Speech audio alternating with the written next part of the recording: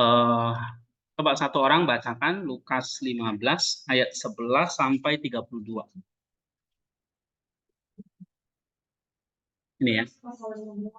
Ya, yang keras baca 11 sampai 32.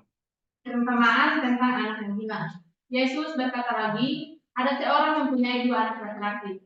Kata yang bungsu kepada ayahnya, Bapa, berikanlah kepadaku bagian harta milik kita yang menjadi hakku.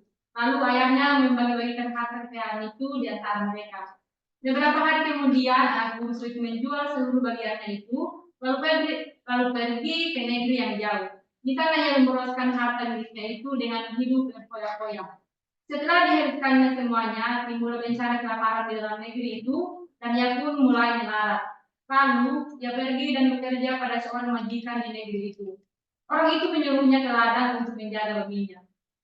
Lalu, ia mengisi perutnya dengan ampas yang menjadi makanan bagi itu, tetapi tidak seorang pun yang membiarkannya, katanya. Lalu ia menyadari keadaannya, katanya, betapa banyaknya orang upahan bapakku yang berlimpah-limpah makanannya, tetapi aku di sini mati kelaparan.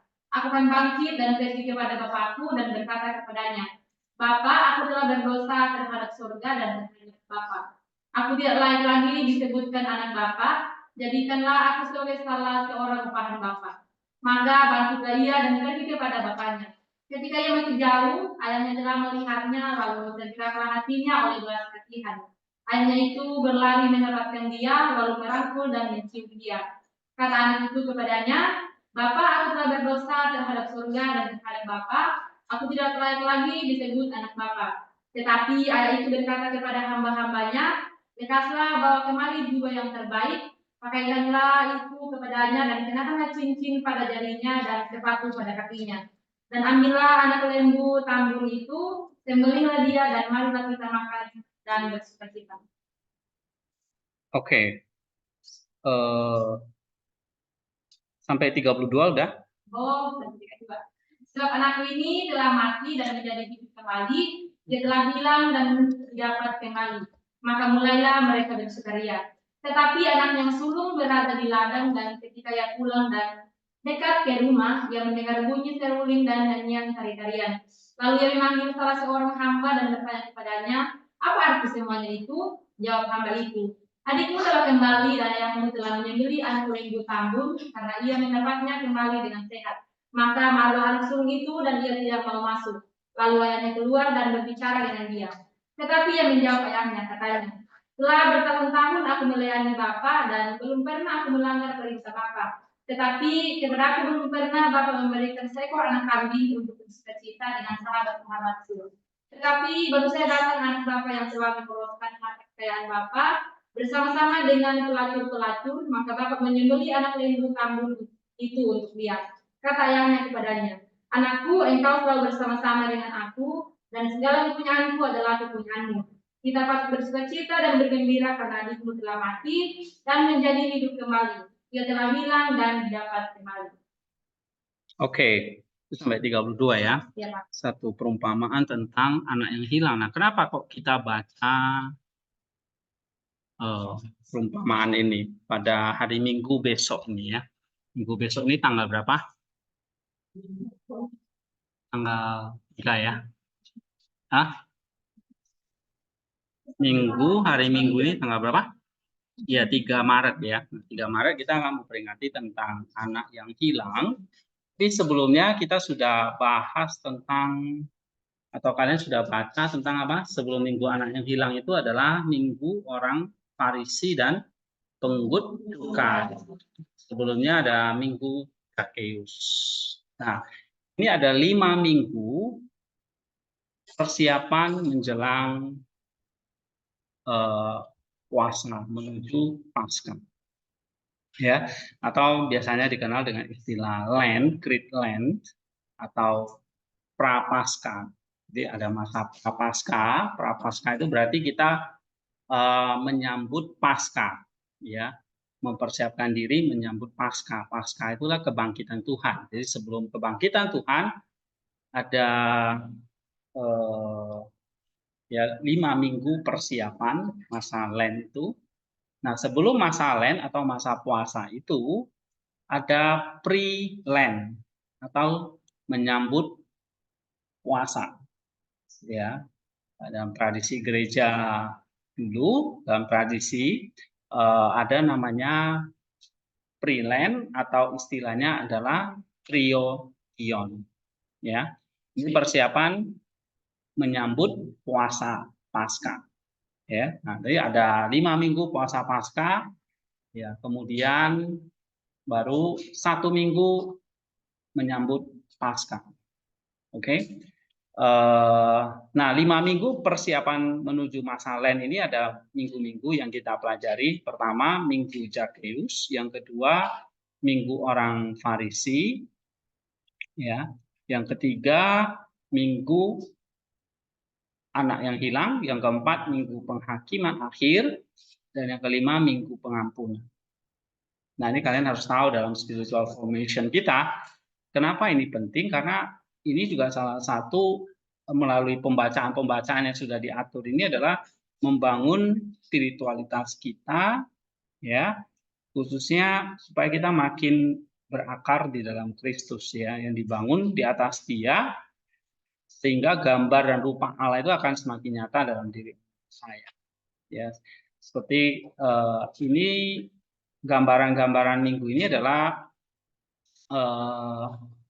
jadi kita nggak asal merambah gitu ya. Misalnya kalau kita ke hutan atau kita berperjalanan, kita butuh kompas, kita butuh apa? Peta gitu ya. Sekarang ada GPS. Nah, perjalanan kita kan pada intinya apa sih? Gambar kita menjadi serupa Kristus. Jadi dari gambar itu menjadi contoh kita memahat, ya. Di sini dikatakan kita memahat atau kita berakar atau kita dibangun atau kita disusun, kita ditumbuhkan. Istilahnya banyak di dalam kitab suci. Misalnya iman itu kan benih, ya, bertumbuh jadi dewasa serupakan Kristus. Oke? Atau kita bangun rumah di atas fondasi batu, bangun itu harus terbangun. Nah, banyak ilustrasi yang dipakai, ya. Dalam perumpamaan itu misalnya ada menanam benih, benih itu tumbuh terus berbuah, gitu ya. Itu semuanya kan menuju kepada satu pertumbuhan. Jadi satu pertumbuhan itu berarti seperti satu kehidupan, nggak mati. Kalau mati itu nggak bisa bertumbuh. Hidup bertumbuh. Jadi ada ilustrasinya pakai istilah benih, lalu bertumbuh berbuah, begitu ya. Ada istilahnya kalau Paulus pakai istilahnya kita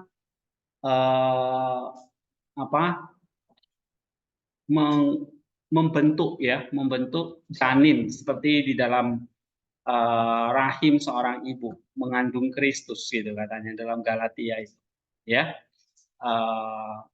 Jadi bagaimana kita mengandung Kristus sampai Kristus itu menjadi nyata. Ya, kalau masih janin, masih bayi, kan belum kelihatan ini. Nah, nanti makin lama, makin besar, sudah 9 bulan, dan ini ada terbentuk, sudah sempurna, begitu. Nah, kita juga seperti itu, ya. Intinya adalah ada perubahan dari sesuatu menjadi sesuatu, gitu. Ya, nah seringkali kalau dalam formasi kita dari gambar menuju rupa, itu selalu ingat, ya, dari gambar menuju rupa. Nah, ada tujuannya, endingnya. Terus atau istilahnya teosis, begitu ya, menjadi serupa dengan Kristus, atau benih bertumbuh berbuah itu tadi, atau tadi janin, ya, yang terus coba misalnya kita lihat dalam Galatia. Misalnya dalam Galatia pasal yang ketiga, sampai rupa Kristus menjadi nyata di dalam aku. Itu Galatia pasal 3 ayat berapa itu, ya? Coba kita lihat Galatia 3 ayat ke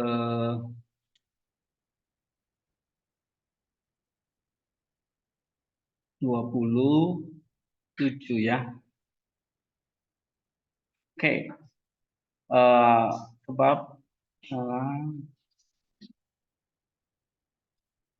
Sebab rupa Kristus menjadi nyata di dalam kamu, Galatia pasal yang ke, ada yang tahu? Hah? Pasal 4 ayat? Hah? 19.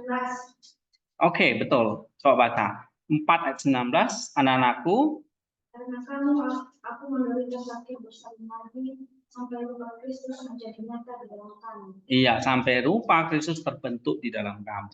Jadi kayak Paulus itu hamilnya adalah bayinya Kristus itu.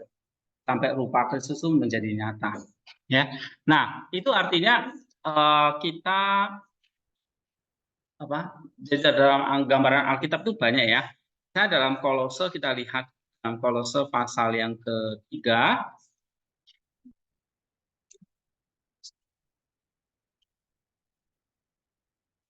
Ando, kamu bawain Alkitab yang satu lagi ya. Ini agak membingungkan yang baru ini. Kolose 3 ayat 1, sorry. Kolose 3 ya, pasal 3 ayat yang ke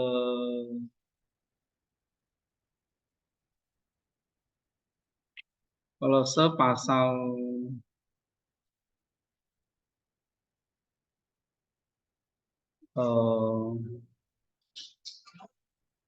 nah, misalnya pasal 2 ayat 6, 7, 8. 6 dan 7 baca. Kamu telah menerima Kristus Yesus Tuhan kita, karena itu hendaklah hidupmu tetap di dalam Dia. Hendaklah kamu menyerahkan di dalam Dia dan dibangun di atas Dia. Hendaklah kamu bertambah teguh dalam iman yang telah diajarkan kepadamu, dan hendaklah hatimu melimpah dengan Nah, misalnya kamu sudah berakar di dalam Dia. Setelah berakar disuruh apa? Dibangun di atas di Dia. Oke? Jadi selalu ada pertumbuhannya gitu ya, karena itu sesuatu yang hidup. Ya, sesuatu yang hidup. Nah, iman kita itu adalah sesuatu yang hidup. Bukan hanya iman itu bukan hanya tahu, percaya, tetapi itu diumpamakan seperti benih yang kalau ditanam itu hidup, bisa bertumbuh berbuah, ya. Atau bukan yang bahasa Yunani, Alkitab saya yang bahasa Yunani. Oh, astaga.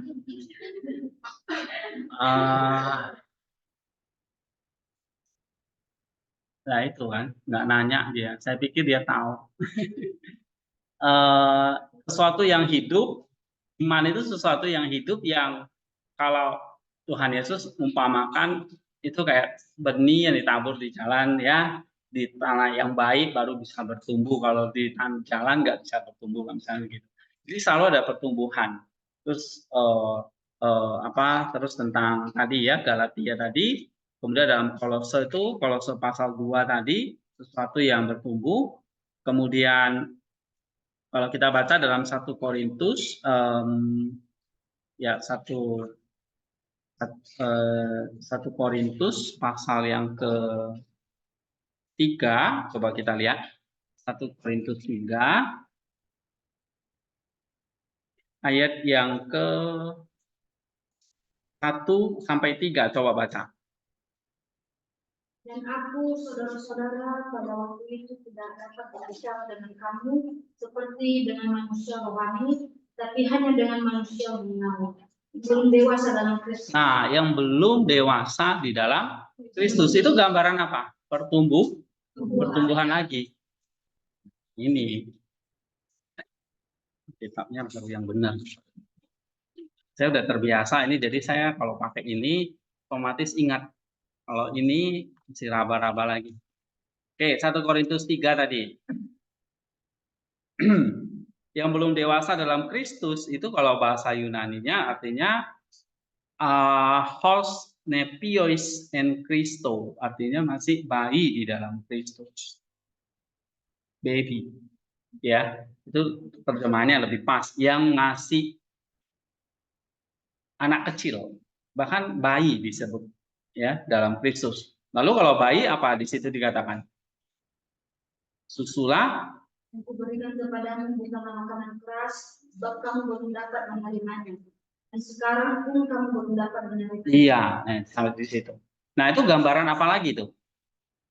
Ada bayi, terus dikatakan susu yang diberikan. Karena kamu masih bayi gitu loh. Ya kan? Nah, terus ayat yang ketiga baca. Karena kamu masih manusia duniawi, sebab jika di antara kamu ada iri hati dan perselisihan, maka hal itu menunjukkan bahwa kamu manusia duniawi dan bahwa kamu hidup secara manusiawi. Nah, jadi gambaran Paulus bahwa manusia rohani ya itu juga harus bertumbuh. Oke? 1 Korintus 3 tadi. Manusia rohani itu juga harus bertumbuh. Berarti manusia rohani itu bisa masih bayi nih. Ya, ngerti ya, manusia rohani itu kalau kamu lihat sekarang kondisi itu manusia lahir ya, badani. Oh, sekarang saya udah umur sekian nih. Ya, 20 misalnya. Oke, kalau saya misalnya umur 40 misalnya. Oke. Nah, itu manusia lahiriah, tetapi bukan hanya badani aja. Ada namanya manusia rohani. Manusia rohani itu kayak gimana itu? Manusia rohani itu. Nah, itulah roh kita. Ya, anjing nggak disebut anjing rohani karena dia nggak punya roh gitu. Kita punya roh, maka kita disebut manusia rohani, ada rohnya. Nah, rohnya itu juga sesuatu yang bertumbuh. Nah, bertumbuh itu selalu nanti endingnya kemana? Hah? Rupa Kristus. Ini jangan lupa ini kata yang penting. Jadi tujuan akhir manusia itu adalah kalau menurut Injil ya, apa yang diajarkan oleh Kristus dan kitab suci oleh para rasul, oleh tradisi gereja, itu adalah menuju satu titik yang namanya rupa Kristus. Nah, Alkitab itu gambarnya berbeda-beda memang. Ada yang pakai istilah benih, ada yang tadi pakai bayi Kristus, gitu ya. Gambarannya bisa beda-beda. Oke. Nah, untuk menuju serupa dengan Kristus itu berarti ini nggak sembarangan bertumbuh gitu. Ya. Ada apa? Kalau misalnya kalian jalan-jalan misalnya ya ke hutan gitu ya, kalau nggak ada gambarnya, nggak ada petanya, nggak tahu jalan ya asal jalan aja gitu. Ya. Nah, tapi di sini kalau endingnya adalah ke rupa Kristus itu, maka ada jalannya. Oke? Nah, Kristus turun, dia jadi contoh, jadi gambar. Jadi gambar yang jadi rupa gitu. Nah, kita adalah gambarnya Kristus gitu. Ya, gambarnya Allah itu adalah Kristus. Ini ya, kalau kita pelajari ini Allah. Lalu dia punya gambar. Nah, gambarnya ini adalah Kristus. Oke? Gambarnya ini adalah Kristus. Nah, manusia diciptakan berdasarkan ini. Jadi manusia itu adalah gambar Kristus. Oke, atau gambarnya Allah. Manusia bukan Allah, tapi gambarnya Allah. Nah, ini ada di dalam diri kita. Oke. Nah, gambar ini bagaimana diubah nih? Jadi rupa. Oke. Nah, berarti gambar itu kan kayak jadi contoh. Nah, saya sering ilustrasikan, misalnya kamu mau pahat sebuah patung. Oke, patung itu adalah hidupmu, kita. Nah, lalu pemahatnya harus pahat itu kayu sesuai gambar. Nah, kita sedang memahat diri kita sesuai dengan gambar. Nah, kalau gambarnya Kristus, maka rupanya Kristus kan? Iya, sama kayak kamu pahat kayu. Kalau saya kasih gambarnya siapa ini? Gambarnya Arvin, kamu pahat, nanti rupanya jadi siapa? Arvin. Kalau jadi Yakin repot kan? Oh, gambarnya si A kok jadinya B gitu ya kan. Nah, karena gambarnya Kristus, maka jadi rupa Kristus. Nah, pertanyaannya adalah kok bisa jadi rupa Kristus? Karena kita dikasih gambarnya Kristus. Nah, gambarnya Kristus ada di mana ini? Ada di mana gambarnya Kristus? Dalam manusia kamu, dalam diri kita, dalam manusia, baik itu lahiriah maupun rohani, manusia batinia. Ya, manusia lahiriah atau manusia batinia. Ya, coba misalnya kita lihat di dalam 1 Korintus 1 Korintus pasal 3 lagi.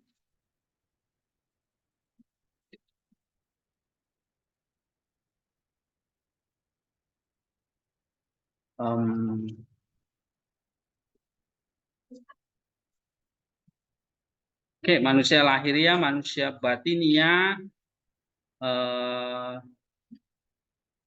Ini masih pasal 3 seterusnya, nanti kalian bisa baca deh ya. Nah, waktu kita mepet. Nah, kalau ada gambar Allah di mana tadi? Di manusia lahiriah, manusia batinia, ini kan kita bisa tahu saat penciptaan. Tuhan sudah menciptakan kita dari debu dan tanah, ya, berarti terbentuk nih manusia lahiriah. Oke, lalu dihembuskan roh ke dalam diri kita sehingga manusia itu jadi hidup. Nah, berarti manusia itu terdiri dari roh, ya, dan spiritual dan jasmani. Nah, itu dua-dua berdasarkan gambar. Nah, gambar inilah yang kita mesti pakai. Nah, gambar itu ada dalam diri kita. Sehingga manusia pada endingnya adalah berbentuk Kristus. Cuma masalahnya karena dosa, gambar ini kabur. Nah, waktu kamu nanti percaya kepada Kristus, dibaptis, dan mulai ya hidup di dalam Kristus. Kalau misalnya kita lihat ya, tadi kan saya bilang untuk menjadi rupa kan perlu diubah. Gambar itu jadi polanya, tapi kita mesti ubah gitu loh. Apanya yang diubah? Manusia lahiriah, manusia batinianya. Ya. Nah, misalnya kalau kayak tadi ada patung, mau buat sebuah patung, oke, kita mesti pahat itu kayu baru jadi patung. Nah, diri kita sama seperti kayak batang kayu itu harus dipahat supaya jadi rupa yang diinginkan, rupa Kristus itu. Ya. Nah, atau misalnya ini, misalnya kalau kita baca dalam 1 Korintus 3 lagi, ayat yang ke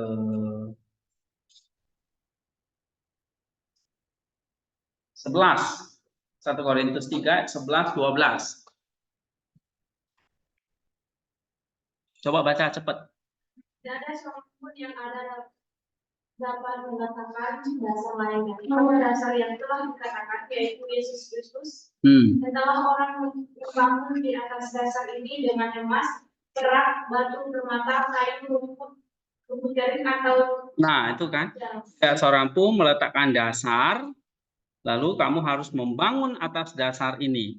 Bangun lagi. Dasarnya Kristus. Dibangun atas dasar Kristus. Nah, dasarnya adalah gambar Kristus tadi. Dibangun supaya jadi rumahnya Kristus. Kan gitu. Gambarnya Kristus. Begitu gambar itu dipakai, maka itu nanti jadinya apa? Serupa Kristus. Sama kayak tadi, mahat patung, gambarnya adalah gambar Arvin, ya jadinya rupanya harus Arvin gitu. Kalau rupanya orang lain, ini ada yang salah gitu. Ya, nggak boleh lari. Misalnya kita lihat 1 Korintus 2 ayat 14. 1 Korintus 2 ayat 14, bacakan. Tetapi manusia duniawi tidak menerima apa yang berasal dari Roh Allah, karena hal itu baginya adalah suatu kebodohan. Dan ia tidak dapat memahaminya sebab hal itu hanya dapat dinilai secara rohani. Iya, jadi ada namanya manusia duniawi, manusia daging, ya. Coba kita baca 1 Korintus 3 ayat 4. Karena jika yang seorang berkata, aku dari golongan Paulus, dan yang lain berkata, aku dari golongan Apolos, bukankah hal itu menunjukkan bahwa kamu manusia duniawi yang berbeda? Oke, jadi ada istilahnya sarkikos itu manusia daging. Tadi 1 Korintus 2:14 itu manusia alamiah. Coba baca lagi 1 Korintus 2:14. Tetapi manusia duniawi tidak menerima apa yang berasal dari Roh Allah, karena hal itu baginya adalah suatu kebodohan, dan dia tidak dapat memahaminya, sebab hal itu hanya dapat dinilai secara alami. Iya, itu bukan manusia duniawi ya, tetapi itu adalah manusia alamiah. Nah, bahasa Yunaninya ini. Coba baca nih, yang udah belajar Yunani. Sukikos, antropos. Ini bisa baca nggak nih semua? Sukikos, antropos. Artinya manusia alamiah. Ini artinya semua manusia punya yang namanya sukikos, punya jiwa, ya, atau punya roh tadi, jiwa tadi. Oke, nggak ada di sini yang nggak punya jiwa, semua punya jiwa. Maka kamu disebut antropos. Oke, ya. Nah, 1 Korintus 2:14. Tetapi kita juga punya namanya sarkikos, antropos. Misalnya tadi kita baca dalam 1 Korintus 3 ayat 1, 3 dan 4. Nah, itu artinya manusia daging. Nah, sarkikos antropos ini bukan bicara tentang kamu punya apa ya? Coba kita lihat ke 1 Korintus 3 ayat 1 lagi. Baca lagi 1 Korintus 3 ayat 1. Dan aku, saudara-saudara, pada waktu itu tidak dapat berbicara dengan kamu seperti dengan manusia rohani, tetapi hanya dengan manusia duniawi yang belum dewasa dalam. Nah, manusia daging di situ dikatakan ya, manusia daging yang belum dewasa di dalam Kristus. Oke, itu ayat 1. Ya, tapi di situ juga ada namanya pneumatikos antropos, manusia rohani. Nah, kamu coba perhatikan 1 Korintus 3 ayat 1 itu ada 2 jenis manusia di situ. Manusia pneumatikos atau rohani dan manusia sarkikos atau manusia, nah, Alkitab menjelaskan duniawi, tapi lebih tepat itu manusia daging. Sars itu daging artinya. Jadi manusia daging dan manusia rohani. Oke. Nah, itu semua ada dalam diri kita. Jadi ini adalah semua manusia yang punya jiwa, tapi di dalam diri kita punya, kalau kita sudah bertobat, jadi percaya kepada Kristus, seperti jemaat Korintus ini, kita menjadi manusia rohani. Pneumatikos antropos. Makanya seringkali saya bilang, kalau kita sudah bertobat, percaya kepada Kristus, kita jadi manusia rohani. Kalau yang belum percaya, belum bertobat, gimana Pak? Dia tetap hanyalah manusia sukikos, manusia alamiah, artinya manusia kodrati yang memang Tuhan ciptakan untuk semua orang, punya tubuh dan jiwa. Nah, tetapi kalau kita percaya kepada Kristus, kita bukan lagi hanya sukikos antropos, kita adalah pneumatikos antropos. Cuma masalahnya gini, pneumatikos antropos, manusia rohani itu belum tentu dewasa. 1 Korintus 3 ayat 1 tadi. Belum dewasa di dalam Kristus, artinya masih bayi, berarti masih kecil rohnya. Nah, itulah kita mesti bertumbuh tadi istilahnya. Makanya Paulus memakai istilah tadi berakar, dibangun, bertumbuh, dan segala macam. Karena sama seperti jasmani ini kan bertumbuh kan. Rohani juga sama, bertumbuh. Nah, bertumbuhnya ke arah mana? Ke arah Kristus. Ya kan? Kita misalnya lihat di dalam Efesus 4. Kitab Efesus 4. Surat Efesus 4 ayat yang ke-13. sampai kita semua telah mencapai kesatuan iman dan pengetahuan yang dilakukan anak Allah, kedewasaan penuh dan tingkat pertumbuhan yang sesuai dengan kebenaran Kristus. Ya, tingkat pertumbuhan yang sesuai dengan Kristus tadi. Yang final, yang kepenuhan Kristus yang utuh tadi. Oke, nah disitulah. Kemudian ayat 15, coba baca. Dengan teguh berpegang kepada kebenaran, dalam kasih kita bertumbuh di dalam segala hal ke arah Dia, Kristus yang adalah kepala. Nah, bertumbuh lagi kan ke arah Dia, Kristus yang adalah kepala. Berarti kalau tadi ada kata dibangun, bertumbuh, ini something sesuatu yang penting, yang hidup. Kenapa? Karena kalau enggak kita masih bayi. 1 Korintus 3 ayat 1 tadi, still baby, masih bayi. Nepios tadi.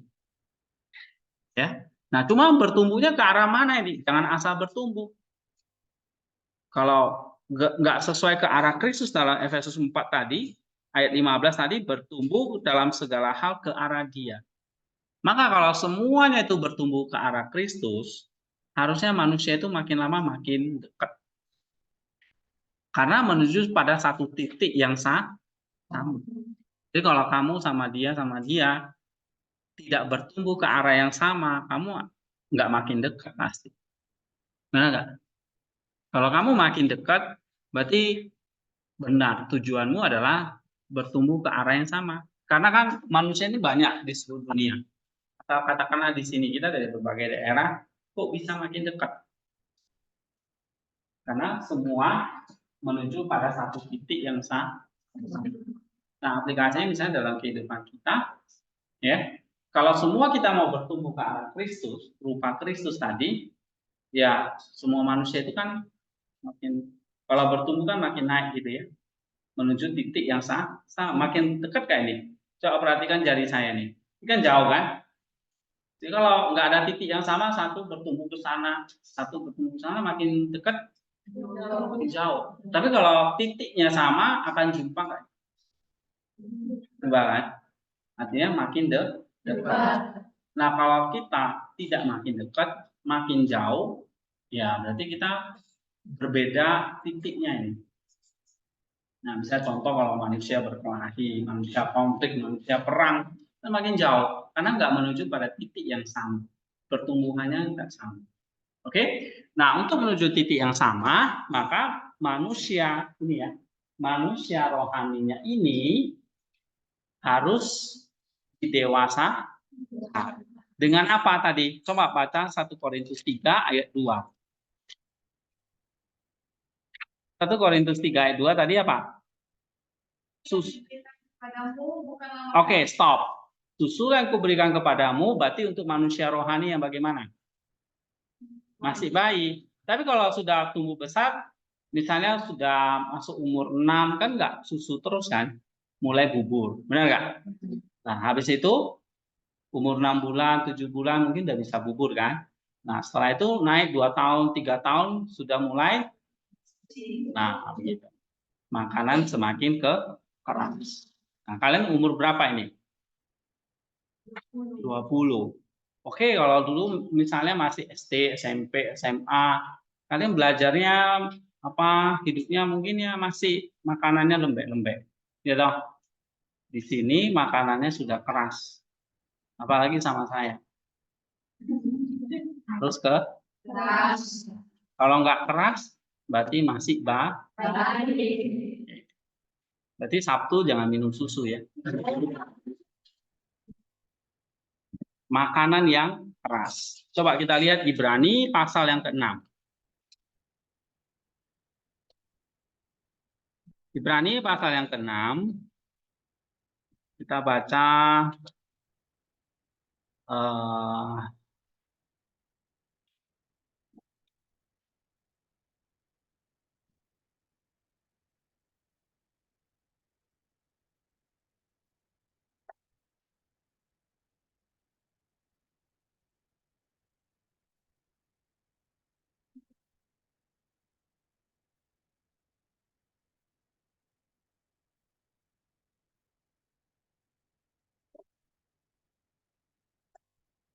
ayat yang pertama deh.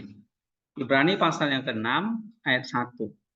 Sebab itu, marilah kita tinggalkan asas-asas pertama dari ajaran Tuhan Kristus dan beralih kepada perkembangannya yang penuh. Janganlah kita meletakkan lagi dasar pertobatan dari perbuatan-perbuatan yang sia-sia dan dasar kepercayaan kepada Allah. Oke, jadi tinggalkan asas-asas pertama ajaran tentang Kristus, beralihlah kepada perkembangannya yang penuh. Nah, berarti apa? Ini makanan harus makin keras, nggak bisa terus susu. Ya, kamu belajar sama saya, kalau semester ini belajar tentang ini, semester depan sama lagi, semester depan sama lagi, ya kita nggak akan pernah makan makanan yang keras. Ya, susu terus, susu kan enak ya, gitu.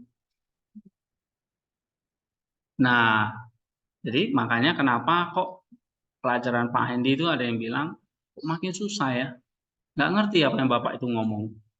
Ya, karena kamu belum punya Roh Kudus mungkin. Anda ya. Oke, setelah itu coba baca lagi. Janganlah kita meletakkan dasarnya, tapi coba baca ayat yang kedua dan ketiga. Yaitu ajaran tentang berbagai pembaptisan, tangan, kebangkitan orang-orang mati, dan kehidupan kekal. Dan itulah yang akan kita perbuat jika Allah mengizinkannya. Terus? Sebab mereka yang pernah diterangi hatinya, yang pernah mengucap karunia surgawi, dan yang pernah mendapat bagian dalam Roh Kudus, dan yang mengucap firman yang baik dari Allah dan karunia dunia yang akan datang. Ya. Namun murtad lagi. Tidak mungkin dibaharui sekali lagi sedemikian sehingga mereka bertobat. Oke, stop di situ.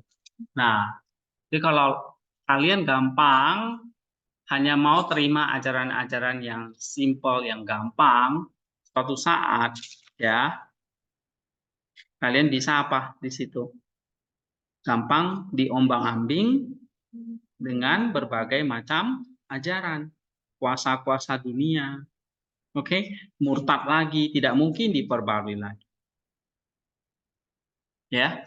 Nah, ajaran tentang berbagai macam kekristenan ini ya, bahkan orang-orang yang di luar Kristen itu belajar kitab suci kita. Gitu. Jadi kalau kalian kuliah di sini nggak lama. Semester saja kalau lancar. Ya, kalau banyak yang fail ya bisa jadi 8. Ya. Nah, cuma 7 sampai 8 semester. Itu waktu yang sangat singkat untuk pelajari begitu banyak kitab suci, Alkitab di dalamnya. Oke. Nah, makanya setiap semester akan makin sulit. Ya, karena bukan susu yang saya berikan lagi. Misalnya saya suruh cuma baca terus tulis. Nah, itu gampang banget. Nah, sekarang bukan hanya baca, harus analisis. Ya kan? Harus itu cari buku yang lain dibandingkan. Nah, ini pembahasan dan sebagainya. Oke, coba kita baca ya. Misalnya dalam Ibrani pasal yang ke-5 ayat 11 deh sampai 14. Tentang hal itu banyak yang harus kami katakan, tapi yang suka untuk dijelaskan karena kami terlambat dalam hal mendengarkan. Sebab sekalipun kamu ditinjau dari sudut waktu, sudah seharusnya menjadi pengajar, kamu masih perlu lagi diajarkan asas pokok dari pernyataan Allah, dan kamu masih memerlukan susu bukan makanan. Nah, ini artinya ini. Ya, kamu sudah hidup sekian lama, tapi belajarnya masih itu aja. Nah, ini gambar Allahnya sudah berubah nih.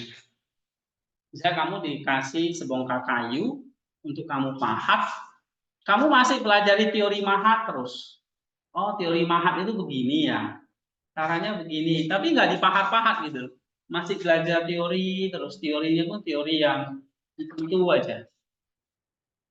Nah, sama seperti dikatakan Paulus dalam Ibrani ini.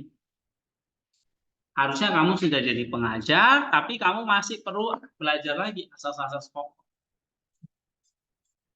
Ya.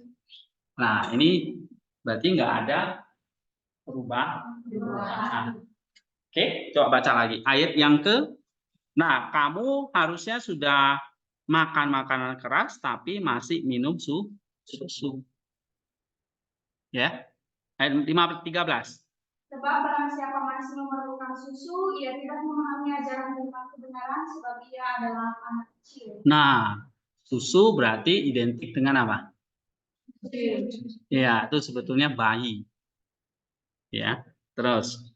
Tapi makanan keras adalah untuk orang-orang dewasa yang telah mempunyai panca indera yang terlatih untuk membedakan yang baik daripada yang jahat. Nah, orang dewasa itu makanannya apa? Makanan keras. Jadi sudah berapa lama kita jadi pengikut Kristus? 20 tahun dari kecil, ya kan? Nah, apakah kita masih minum susu atau sudah beralih ke makanan yang keras? Kamu yang tahu di sini. Ya, itu manusia rohani.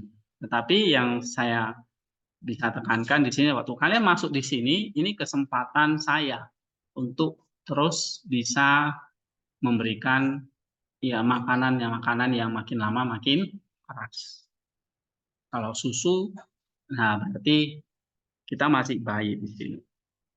Oke, this is food, makanan. Nah, makanannya kayak gimana ini? Salah satunya adalah, nah makanan itu kan makanan ini untuk bertumbuh, ya kan? Nah, biji tadi saya katakan pasti bertumbuh. Kalau ini tadi susu diberikan ini keras di sini. Ini biji jadi buah. Oke, nah ini fondasi jadi bangunan. Oke, kalau perjalanan ya ini start, ini akhir. Semuanya harus ada progresnya. Kalau ini gambar, maka di sini ya. Nah, makanannya itu misalnya apa ini? Coba kita lihat di dalam Yohanes. Yohanes pasal 15, makanannya itu dari mana? Atau gambarnya, jalannya, pertumbuhannya itu harus kayak gimana? Nah, ternyata gereja sudah menyediakan. Oke. Kitab suci menyediakan jalannya. Menyediakan ininya. Kalau Paulus mengatakan susu, dia sediakan. Makanan keras dia sediakan. Oke. Biji jadi buah, Tuhan sediakan. Fondasi jadi bangunan, Tuhan sediakan. Ini semua Tuhan sediakan. Karena tadi kita baca Yohanes 15 ayat yang keempat. Tinggallah di dalam aku dan aku di dalam kamu sama seperti ranting dan dapat berbuah dari dirinya sendiri kalau ia tidak tinggal pada pokok anggur, demikian juga kamu dan berbuah setelah kamu tinggal di dalam aku. Nah, untuk berbuah disuruh makan dari mana? Pokok anggur. Berarti makanannya dari siapa? Dari Kristus. Oke. Apa yang Kristus berikan? Makanan seperti apa yang dia berikan? Ya, makanan seperti apa yang dia berikan untuk kita? Coba kita baca di dalam Yohanes pasal yang ke-6. Yohanes yang ke-6, di situ cerita tentang apa? Roti, kemudian makanannya seperti apa? Roti, kalau kita baca Yohanes 6, memakan aku. 6 ayat 56 deh. 55 deh, 55 sampai 56. Sebab dagingku adalah benar-benar makanan dan darahku adalah benar-benar minuman. terus Siapa makan dagingku dan minum darahku, ia tinggal di dalam aku dan aku di dalam dia. nah, jadi kalau tadi dikatakan kita harus makan supaya bertumbuh, makanannya dari mana? Dari Kristus. Nah, makanan Kristus di sini apa? Tubuh dan darahnya. Oke? Coba kita baca lagi satu itu ya, tubuh dan darahnya. Kita baca Yohanes 15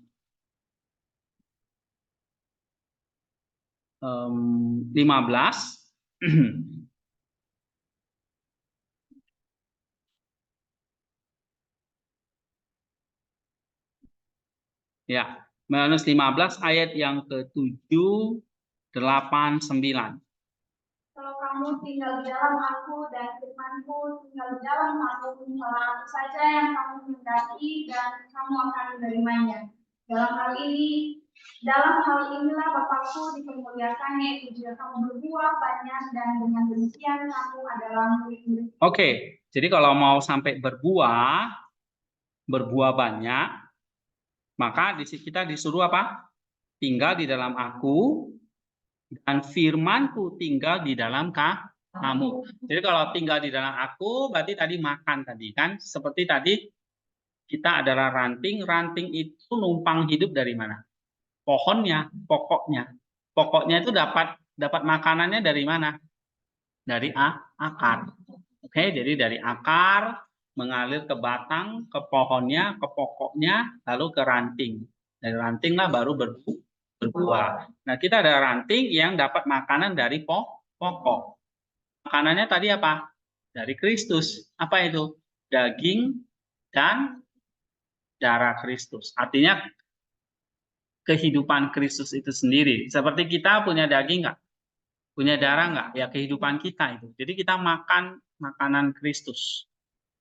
Oke, tapi dia hanya itu tinggal di dalam aku. Terus dikatakan di sini apa? Firmanku tinggal di dalam kamu. Nah, firmanku yang tinggal di dalam kamu, firman itu apa? Perkataan Tuhan. Apa itu perkataan Tuhan? Baca ayat 9 dan 10. Seperti Bapa telah mengasihi aku, demikianlah juga aku telah mengasihi kamu, tinggallah di dalam kasihku itu. Jikalau kamu menuruti perintahku, kamu akan tinggal di dalam kasihku seperti aku menuruti perintah Bapakku dan tinggal di dalam kasihnya. Nah, itu artinya apa? Makan makanan Kristus, tapi juga artinya apa? Menuruti perintah, perkataanku atau ajaranku. Jadi ketaatan itu. Ya, coba kita lihat lagi, makanan dari Kristus, perkataan dari Kristus itu diberikan oleh siapa? Diberikan oleh siapa? Oke, diberikan oleh Kristus. Lalu diajarkan kepada siapa? Kristus kan sudah naik ke surga. Sekarang ajarannya tinggal di mana? Nah, coba kita lihat dalam Yohanes 14. Kita baca Yohanes 14 ayat 25-26. Semuanya itu kukatakan kepadamu selagi aku berada bersama-sama. Oke, selagi aku berada bersama-sama dengan kamu. Kamu itu siapa di situ? Para rasul. Kamu belum ada, belum lahir. Ya, para rasul. Para rasul pun sudah meninggal semua gitu loh. Oke. Tapi ada nggak waktunya Yesus tidak berada lagi bersama dengan para rasul? Ada. Ketika dia bangkit dan ketika dia nanti naik ke surga. Walaupun bangkit masih ada 40 hari bersama para rasul. Tapi setelah itu dia udah nggak berada lagi sama para rasul. Lalu tadi perintah tadi, perkataan dia tadi hilang gitu. Enggak. Ternyata tersimpan di mana? Coba baca ayat 26. Penghibur yaitu Roh Kudus yang akan diutus oleh Bapa dalam namaku, Dia yang akan mengajarkan segala sesuatu kepadamu dan akan mengingatkan kamu akan semua yang telah kukatakan kepadamu. Oke, mu di situ siapa? Kamu atau siapa itu? Kan kalian udah belajar hermeneutik nih. Kalau baca kitab suci itu perhatikan subjek, predikat, objeknya, ya kan? Nah, penolong yaitu Roh Kudus. Diutus Bapa dalam namaku. Ku berarti Kristus. Ya. Dialah, siapa dia di situ? Roh Kudus yang akan mengajarkan segala sesuatu kepadamu. Mu-nya siapa di situ? Iya, atau murid Kristus itu. Oke? Bukan hanya mengajar, tapi mengingatkan kamu. Nah, dari sini kita bisa belajar Roh Kudus memegang peranan melengkapi ya, menyempurnakan, mengingatkan, memenuhi ajaran Kristus itu. Sebab Kristus nggak selamanya ada di bumi. Nah, Roh Kudus yang diutus dalam nama Kristus oleh Bapa, ya kan, diutus oleh Bapa dalam nama Yesus, dialah yang tinggal bersama dengan para rasul itu. Mengajarkan apa? Apa yang diajarkan, apa yang dikatakan, apa yang diperintahkan oleh Kristus.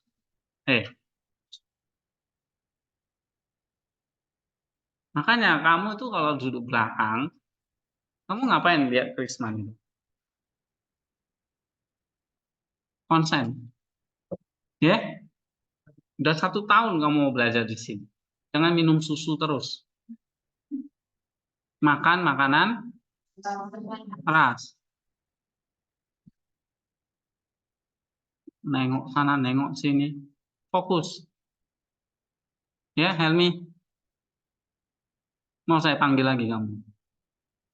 Nah, kemarin kan belum nangis kan? Mau saya bikin nangis. Oke. Nah, kalau Roh Kudus itu memegang peranan apa? Kalau Roh Kudus itu memegang peranan untuk mengingatkan, mengajarkan kepada siapa?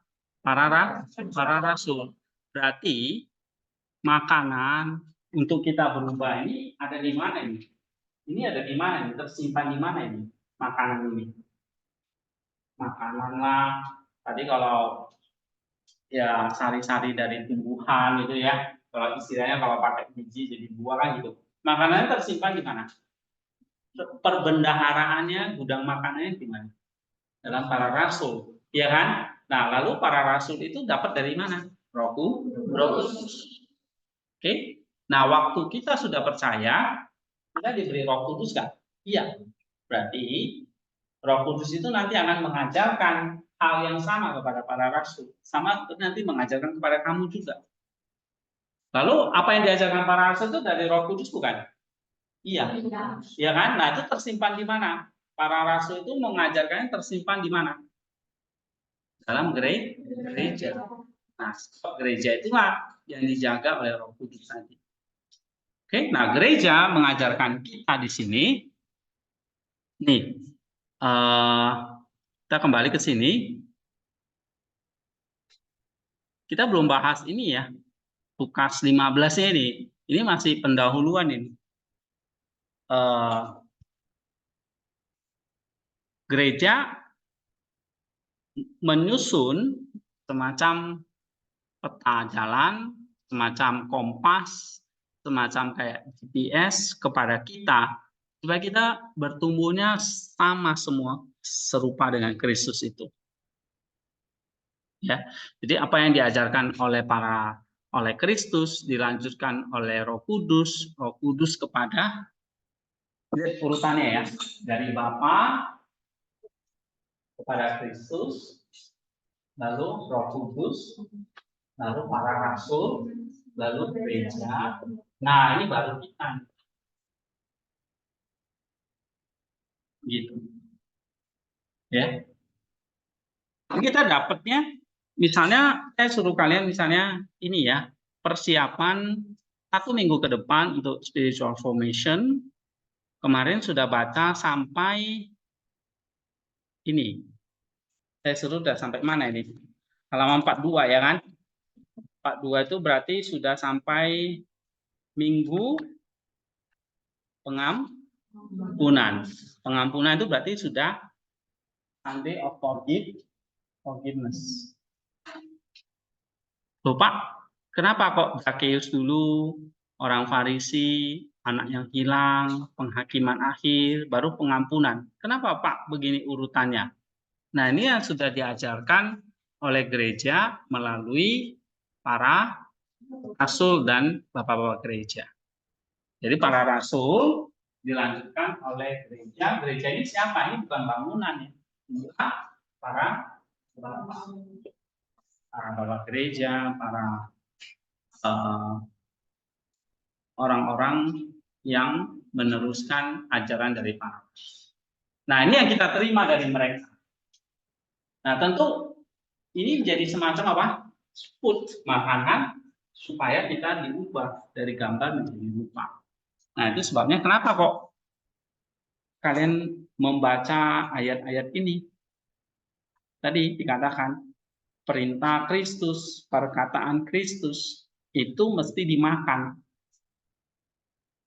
Ya, bahkan mesti dikunyah. Di mana itu ayatnya? Yohanes pasal yang ke-7. Oke. Yohanes pasal yang ke-7 ayat yang kita baca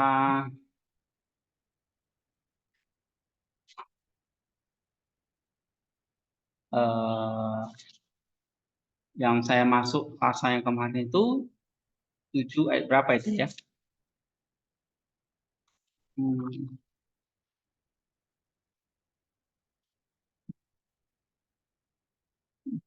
ya.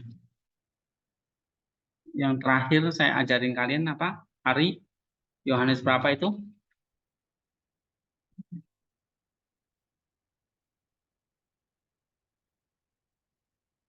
Sebelum Yohanes 6, Yohanes 7, 24 ya, nggak salah ya. Yohanes 12 ayat 46. Hah? Yohanes 12. Oh, Yohanes 12. Oh iya, benar. Coba baca.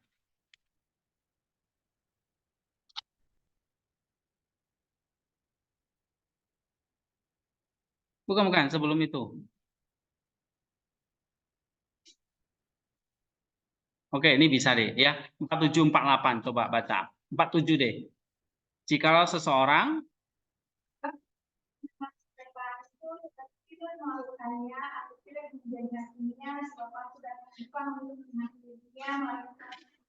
Oke, jikalau seorang mendengar perkataanku tetapi tidak melakukannya, gitu. Berarti perkataan Kristus itu perlu dilakukan, ya. Sebelum Yohanes 12 itu. Yohanes 7 ayat yang ke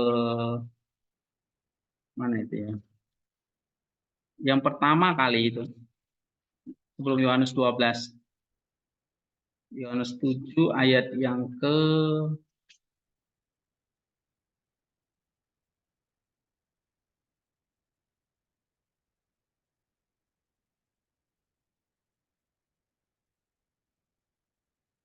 Oke deh. Intinya adalah tadi saya mau katakan bahwa perkataan Kristus itu dipelihara. Maksudnya itu bukan cuma diketahui, tetapi dijaga, dipelihara. Itu di mana itu ya? Perkataanku dipelihara. Gak salah kelas Yunani deh, pernah saya tunjukin. Ya, ingat nggak? Dipelihara. Bukan hanya sekedar dipahami atau ditaati, tetapi memang betul-betul dipelihara, dijaga. Yohanes berapa itu ya? Aduh.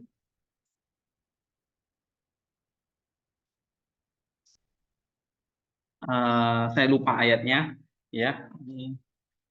Maklum nih, sudah tambah tua.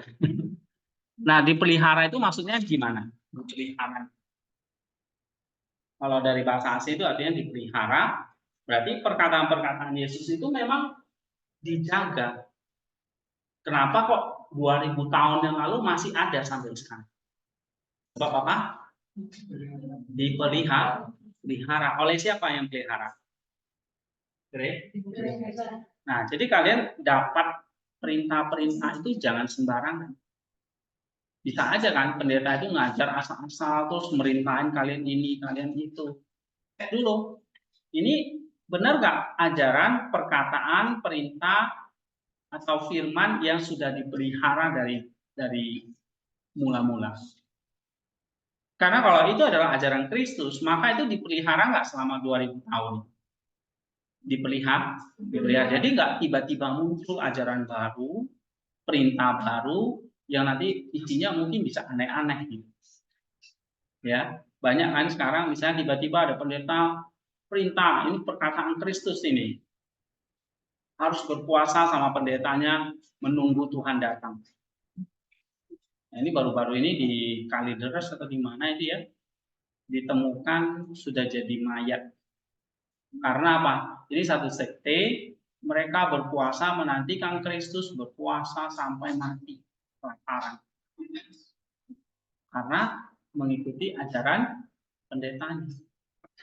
Ya, dulu berapa dekade yang lalu itu ada di Bandung satu ajaran juga, ya, mengumpul jemaat. Akhirnya dengan perintahnya jemaat itu ada yang meninggalkan rumahnya, pekerjaannya, kumpul menantikan Tuhan datang. Gitu.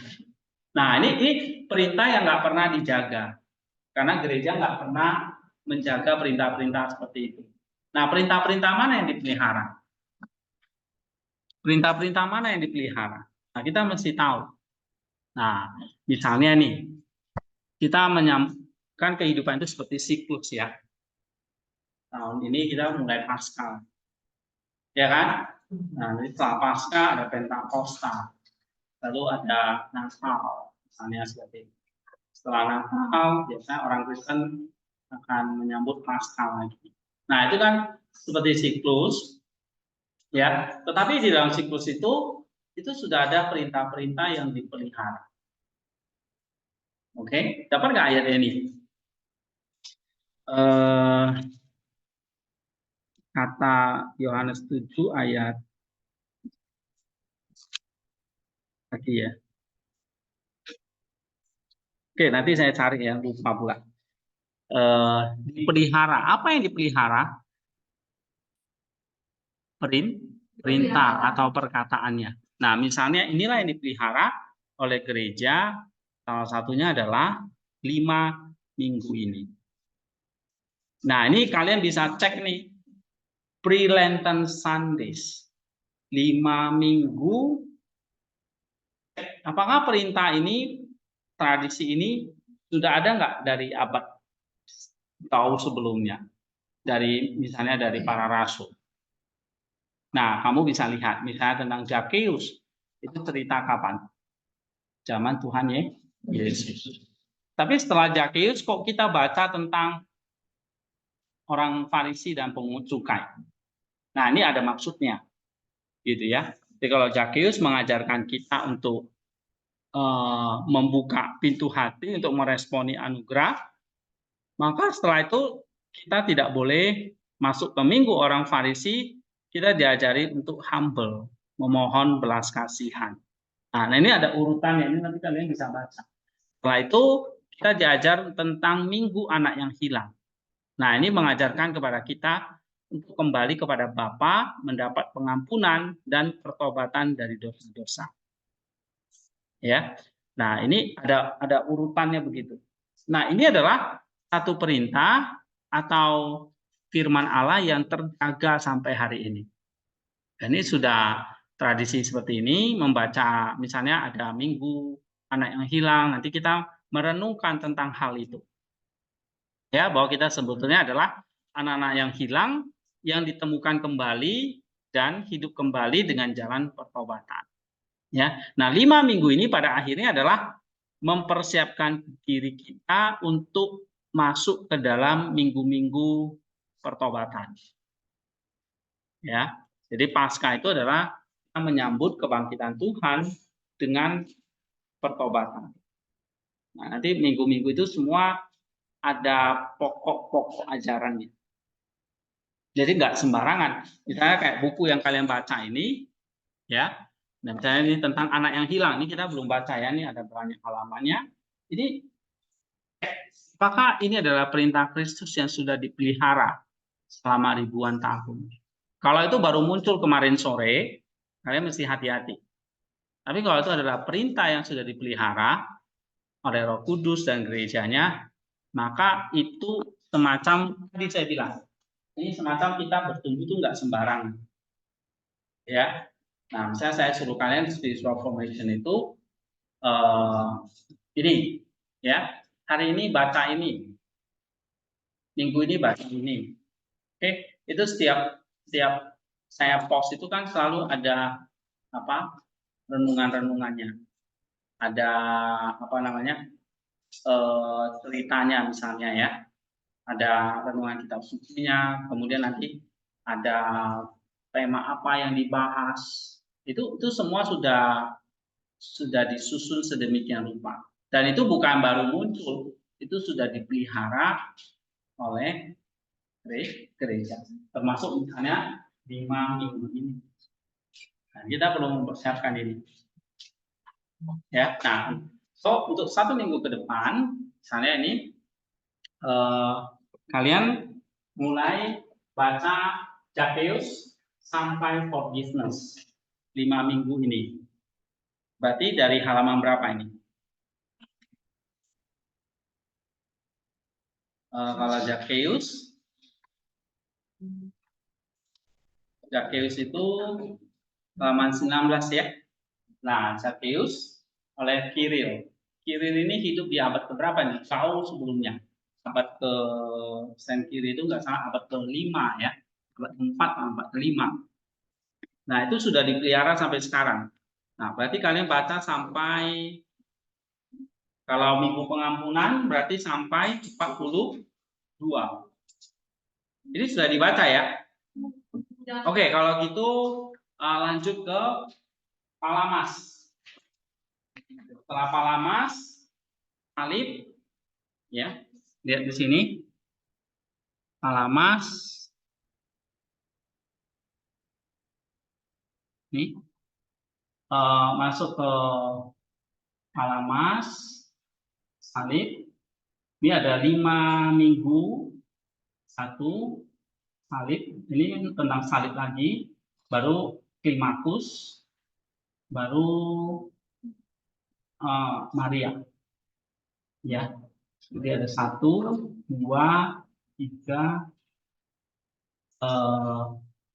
minggu Palamas, minggu pembelian salib, lalu ada Klimakus dan Maria dari Kepil. Oke, ini ya, harusnya ada 5 minggu. Sebentar.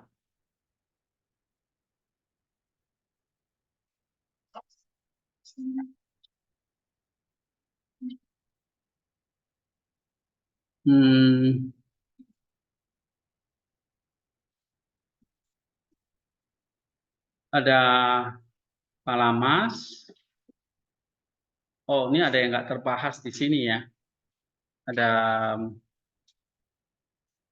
minggu ikon, ya, Palamas, salib, Klimakus, Maria dari Mesir. Berarti ada pas 5 ya. Oke, di sini cuma ada 4. 1, 2, 3, 4. Ada 1 yang kurang, yaitu minggu tentang ikon. Nah, kita baca tentang ikon karena apa? Ini mengingatkan kita bahwa pada endingnya adalah kita adalah gambar yang menuju rupa. Nah, habis itu baru kita masuk Palamas. Ini. Palamas ini mengingatkan kita bahwa dari gambar menuju rupa, kita memang harus berubah, tapi tidak bisa sendiri dengan anugerah. Jadi minggu Palamas itu mengingatkan kita tentang kita butuh anugerah. Oke? Nah, setelah itu bersama dengan anugerah itu ya kita berjalan. Lalu tangga. Tangga ini mengingatkan kita bahwa pertumbuhan kita nggak bisa langsung, harus step by step. Makanya tadi ada tangga-tangganya ya. Nah, kalau kalian lihat, saya kasih buku, nanti kita akan bahas minggu depan. Tangga-tangganya itu seperti apa saja sih? Mulai dari iman, landasannya. Nanti tangga berikutnya adalah ada kebajikan-kebajikan. Jadi untuk mengetahui apa buktinya dari gambar itu menuju rupa, kita naik tangga. Jadi pertumbuhannya itu nggak langsung tiba-tiba jadi rupa. Nah, ini ada tentang tangga. Oke. Nah, baru ada Maria dari Mesir. Kenapa kok kita baca Maria dari Mesir ini? Karena apa? Ini satu contoh orang yang mengalami itu semua tadi, mengalami dari gambar dan bagaimana jadi rupa. Dia adalah seorang pelacur, ya, yang bertobat, lalu dia menyingkir ke padang gurun, dia bertapa sekian puluh tahun di situ, sampai dia benar-benar diberi karunia, diberi anugerah, untuk bisa merenungkan, meratapi dosa-dosa dia sewaktu dia selama lebih kurang 17 tahun menjadi seorang pelacur. Ya, dari usia yang sangat muda sampai akhirnya dia bisa bertobat dan dia menjadi seorang yang suci, jadi serupa dengan Kristus. Nah, ini contoh Maria dari Mesir. Jadi ini adalah ajaran-ajaran yang tadi yang dipelihara oleh gereja. Dan ini perlu kita jaga. Ya, jaga itu maksudnya tadi seperti yang Yesus bilang dalam Yohanes tadi, kita perlu lakukan, tapi kita perlu jaga. Kenapa kalau dijaga? Karena kalau nggak dijaga hilang, gitu. Nah, kita jaga berarti kita bawa kemanapun, kita wariskan kepada siapapun. Ya, supaya generasi-generasi berikutnya ajaran-ajaran seperti itu nggak hilang, nggak dikasih ajaran-ajaran baru yang nggak karu-karuan. Ya, nah tapi justru kita meneruskan apa yang sudah diajarkan oleh Roh Kudus. Oke, tidak ada ajaran yang aneh, yang asing, yang macam-macam di luar sana itu jangan diikuti, karena itu bukan apa yang dijaga. Ya, nah saya lupa ayatnya di mana. Ini penting banget ya, nanti nggak salah di Yunani deh, saya udah tunjukin deh. Yohanes berapa itu? Orang yang memelihara perintahku. Oke, mungkin ini ya. Coba kita lihat dulu. Yohanes 21, Yohanes 14 ayat 21. Nah, ini ketemu nih.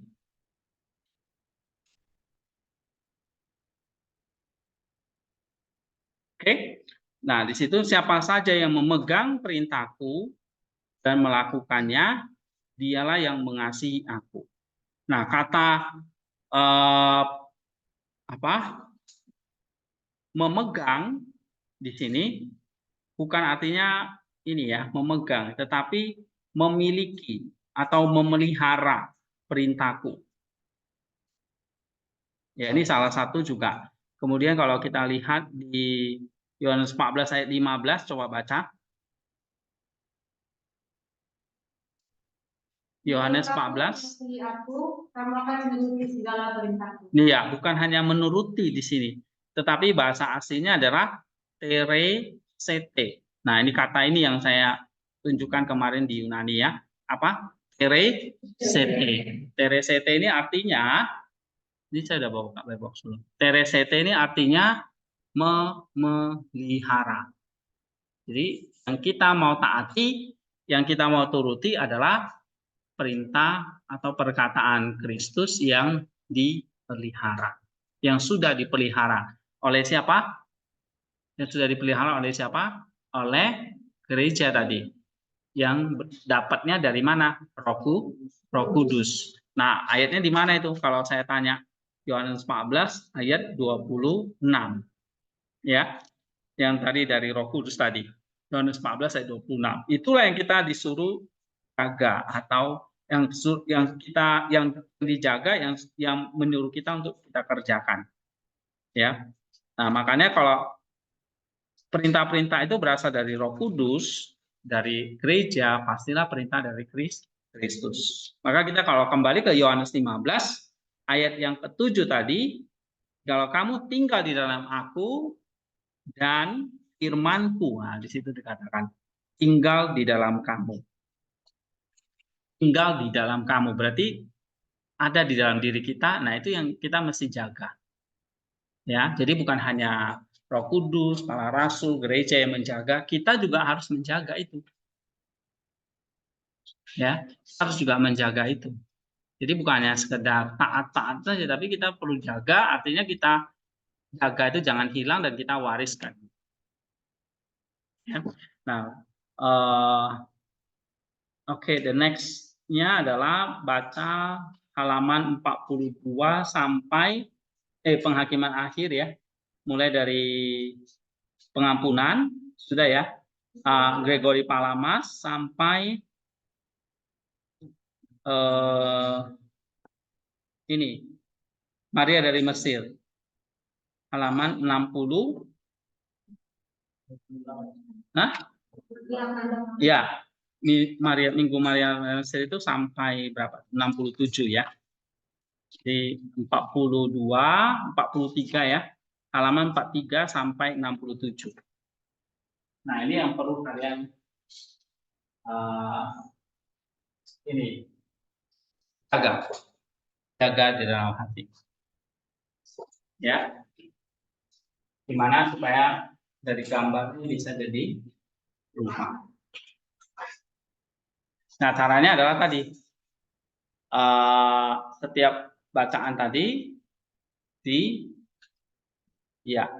diringkas dalam bentuk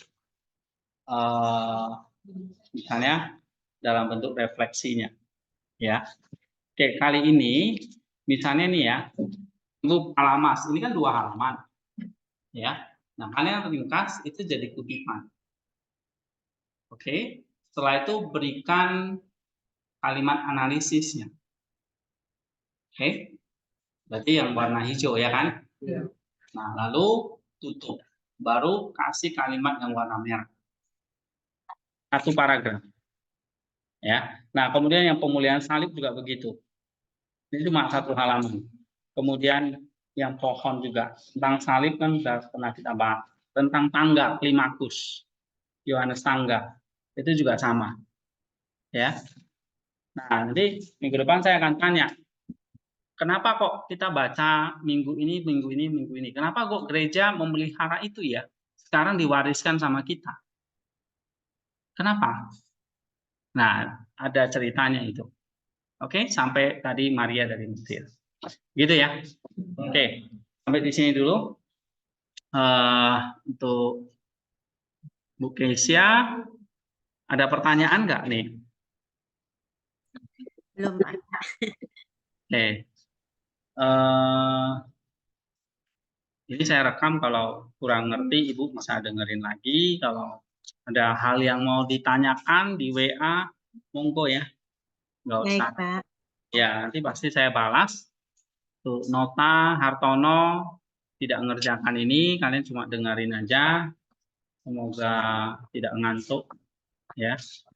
Oke, apa yang bisa disimpulkan yang dari tadi saya ajarkan? Yang online ini, siapa? Hartono, Kesia, atau Nota? Coba simpulkan kalimat saya tadi 1,5 jam ini, 1 jam lebih ini, simpulkan atau ringkaskan gimana? Intinya sebetulnya cuma 1, apa yang saya mau ajarkan tadi hari ini?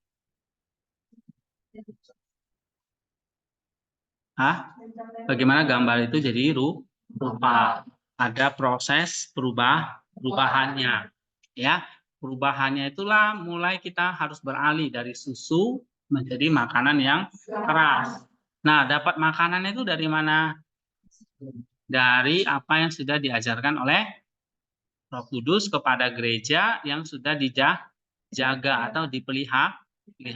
Jangan sembarangan belajar apa yang bukan dipelihara. Sama aja. Kalau kamu nggak menjaga tubuhmu, makan sembarangan, ya kamu akan kena penyakit. Ya kan? Gitu. Jadi kita nggak boleh sembarangan mengkonsumsi, asal itu khotbah, asal itu pendeta top, ya belum tentu itu ajaran yang sudah dipelihara.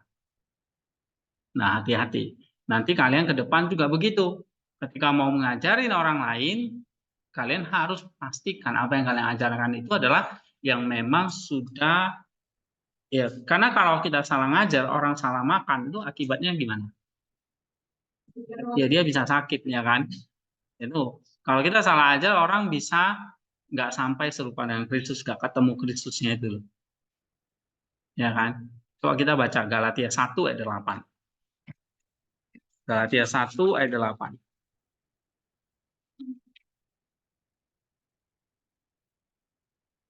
Tetapi sekalipun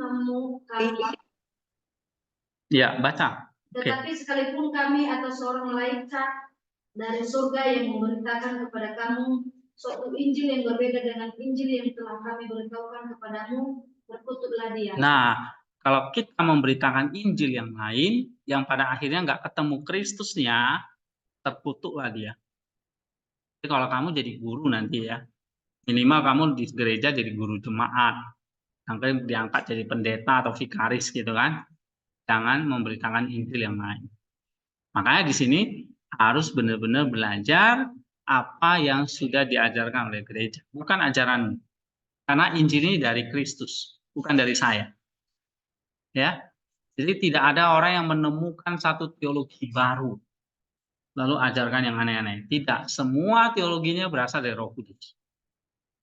Nah, makanya di sini kalau kita salah makan, kita salah kasih ajaran, ya orang bisa binasa gitu. Ya, kalau sama seperti kalau dokter kasih salah obat gimana? Hah? Mampus kan pasiennya kan? Gitu. Oke, obat mah dikasih obat apa tuh? Hah? Obat cacing gitu kan. Ya, sampai di sini kita break dulu. Nanti 5 menit lagi kita masuk. Oke, siap. Sampai ketemu ya. Baik, Pak. Terima kasih, Pak. Ya.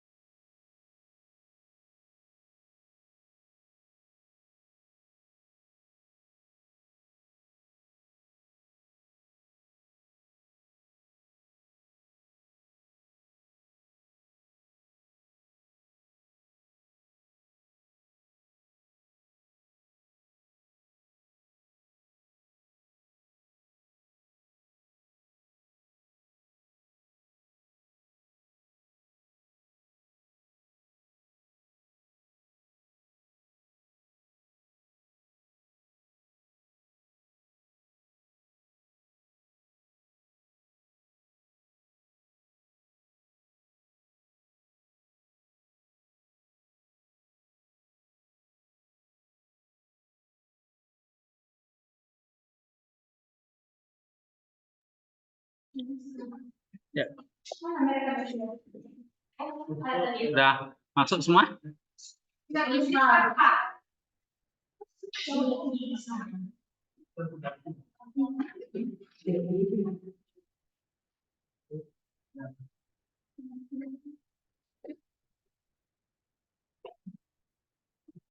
Ini kalau yang pakai kantor, kalian Zoom ini selama ini apa? Pakai yang kantor? Yang maksudnya yang soteria itu? Hah? Kenapa? Enggak soteria? Kan cuma yang bisa pakai cuma ini kok, berapa orang tetap nggak kuat ya, karena di perpus di mana ya.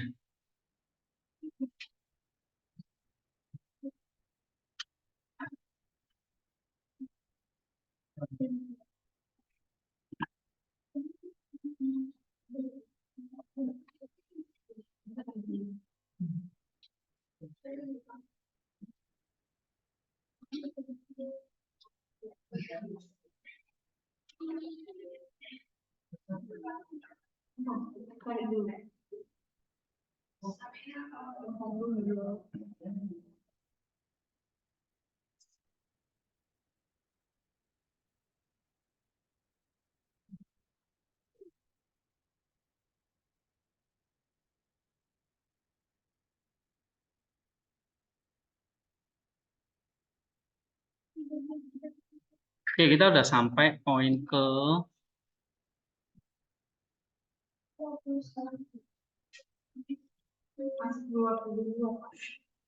22 ya.